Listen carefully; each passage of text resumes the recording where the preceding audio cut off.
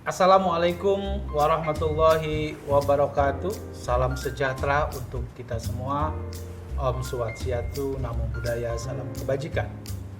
Saya Aceh Hasan Sazili, Ketua Dewan Pengurus Golkar Institute, yang juga Wakil Ketua Komisi 8 DPR RI.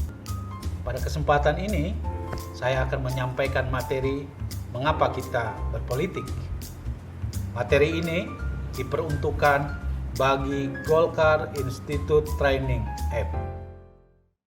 Sebagian besar dari anak muda saat ini cenderung memiliki pandangan yang buruk tentang politik. Mereka akan menyebutkan politik itu kotor, penuh dengan konflik, intrik, dan kepentingan sesaat.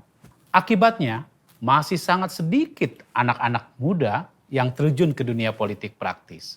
Ini bisa kita lihat misalnya dari sedikitnya jumlah anggota DPR RI atau anggota DPRD baik kabupaten, kota maupun provinsi yang berasal dari anak-anak muda.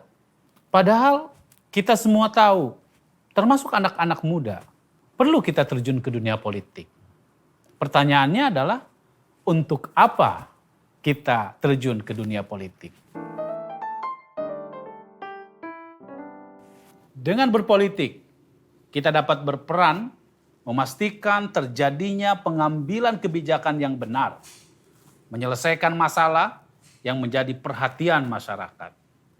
Oleh karena itu, seorang politisi tentu harus memiliki kemampuan yang transformatif, inovatif. Penting sekali kita memiliki karakter yang berintegritas, memiliki etos kerja tinggi dan berdaya saing. Serta tentu kita harus memiliki wawasan global untuk mengambil kebijakan publik dengan kaidah-kaidah yang benar. Karena berbagai aspek kehidupan yang kita jalani sehari-hari diputuskan melalui proses politik. Kalau Anda bersekolah misalnya, maka biaya sekolah ditentukan oleh sebuah kebijakan. Dan kebijakan itu diambil melalui proses politik. Mulai dari kurikulum sampai kepada berapa alokasi anggaran yang diberikan kepada setiap sekolah. Semua ditentukan melalui mekanisme pengambilan keputusan politik. Contoh lain misalnya, kita semua ingin menikmati fasilitas kesehatan yang betul-betul memadai untuk memastikan seluruh masyarakat memiliki akses pada pelayanan kesehatan yang berkualitas. Diperlukan serangkaian aturan dan kebijakan. Misalnya, bagaimana jaminan kesehatan nasional, bagaimana BPJS, dan lain sebagainya yang memang diputuskan melalui proses politik. Satu contoh lagi, kita ingin mendapatkan pekerjaan yang layak. Untuk itu harus ada kebijakan yang menjamin iklim berusaha yang baik, termasuk kemudahan untuk berinvestasi. Ini semua tentu memerlukan proses politik. Oleh karena itu, menjadi satu hal yang penting bagi kita semua, baik kalangan muda maupun yang senior-senior, untuk terlibat atau setidaknya memahami peristiwa politik di sekitar kita. Mengapa kita harus berpolitik? Berpolitik adalah cara kita untuk menduduki jabatan-jabatan politik yang memiliki kewenangan untuk mengambil kebijakan-kebijakan penting dan strategis dalam kehidupan kita. Politik tentu tidak hanya tentang bagaimana kita memiliki kemampuan komunikasi yang baik, kemampuan meyakinkan orang untuk memilih kita. Orang percaya dengan apa yang kita miliki. Namun, lebih daripada itu, berpolitik harus memiliki gagasan besar untuk perubahan. Ide-ide besar adalah modal. Karena politik harus memberikan harapan kepada rakyat. Tidak hanya cukup memberikan harapan tentu, tetapi juga bagaimana mewujudkan harapan masyarakat agar dapat tercapai. Oleh karena itu seorang politisi harus punya kemampuan bukan hanya membranding diri tentu, tapi kemampuan teknokratis sesuai pendekatan saintifik. Kebijakan publik itu hampir dipastikan akan mewarnai semua sisi kehidupan kita, terutama dalam kaitan dengan urusan masyarakat.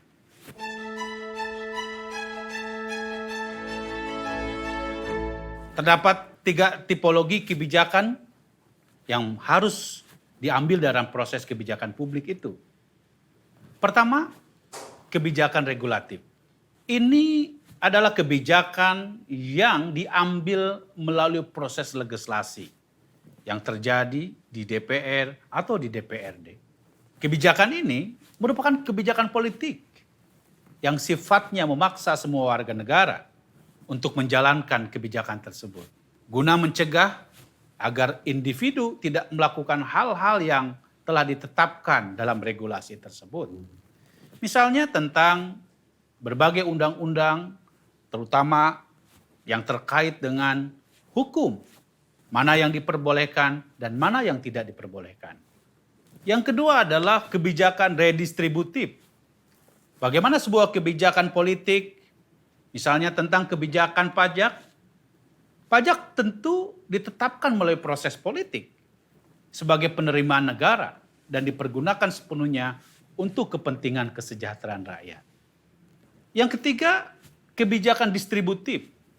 Ini adalah salah satu cara secara tidak langsung bagaimana keputusannya diambil melalui proses politik, seperti penggunaan anggaran baik misalnya APBN ataupun APBD untuk memberikan manfaat kepada masyarakat. Contohnya anggaran pemerintah.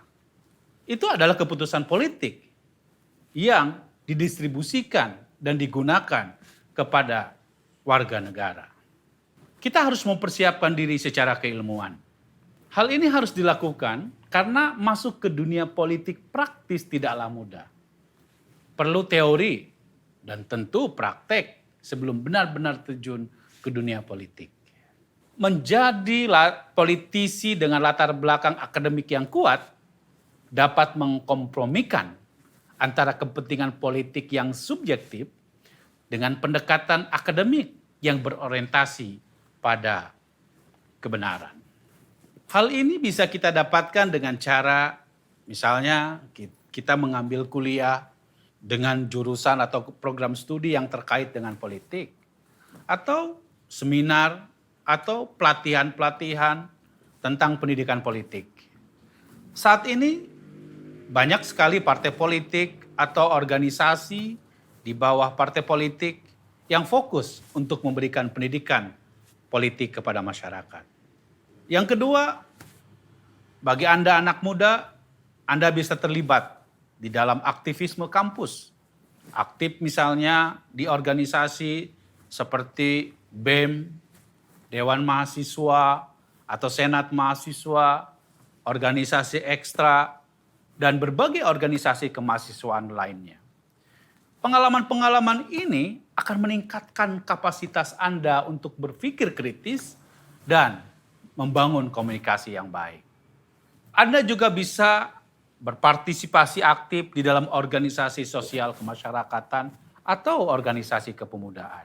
Dengan demikian, Anda akan terlatih untuk menyelesaikan konflik dan mencari jalan keluar dalam setiap permasalahan yang dihadapi oleh organisasi tersebut.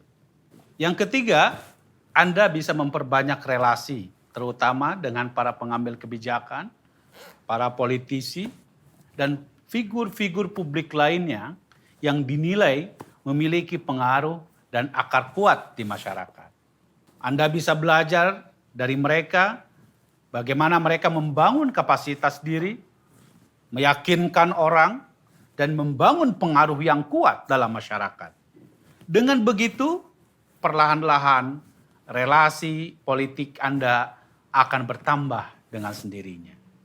Yang keempat, Anda perlu membangun konstituensi dan mulai membangun modal sosial budaya dalam masyarakat dalam rangka membangun basis politik yang kuat. Ini sangat penting karena politik adalah kemampuan untuk membangun basis dan dukungan dari masyarakat. Mulailah Anda untuk terlibat dalam kegiatan-kegiatan partai politik, terutama Anda mengambil peran-peran strategis di dalam kegiatan-kegiatan politik tersebut. Demikian materi ini saya sampaikan. Semoga apa yang kami sampaikan bermanfaat buat Anda sekalian, terutama bagi anak-anak muda untuk terjun ke politik. Tentu sekali lagi saya mengajak kepada anak-anak muda untuk terjun ke dunia politik, karena politik itu mengasyikkan, politik itu sangat bermanfaat, dan politik itu menentukan arah kemajuan bagi bangsa kita. Demikian saya Aceh Hasan Sazili. Assalamualaikum warahmatullahi wabarakatuh.